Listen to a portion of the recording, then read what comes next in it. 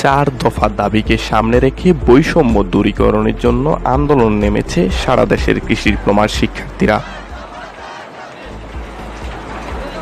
দেশে সরকারি ও বেসরকারি মিলিয়ে প্রায় 2 শতাধিক প্রতিষ্ঠানে কৃষি ডিপ্লোমা ডিগ্রি প্রদান করা হয়, কিন্তু তাদের সরকারিভাবে উচ্চশিক্ষার কোনো ব্যবস্থা নেই। এছাড়া আরও কিছু বৈষম্যের কথা তুলে ধরে মোট 4 দফা দাবিকে সামনে রেখে আন্দোলন চলমান রয়েছে। দফাগুলো হচ্ছে: শিক্ষার্থীদেরকে পাবলিক কৃষি বিশ্ববিদ্যালয়ে উচ্চশিক্ষা গ্রহণের সুযোগ দিতে হবে।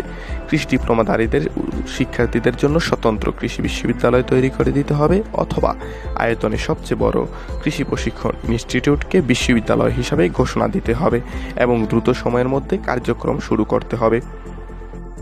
ডিপ্লোমা কৃষি শিক্ষাকে আন্তর্জাতিক মানসম্পন্ন করতে হবে এবং সেই অনুযায়ী কার্যক্রম বাস্তবায়ন করতে হবে। কৃষি ডিপ্লোমাধারীদের 2য় শ্রেণীর কর্মচারী হিসেবে গেজেটেড করে প্রজ্ঞাপন জারি করতে হবে এবং নিয়োগ ধারাবাহিকতা বজায় রাখতে হবে।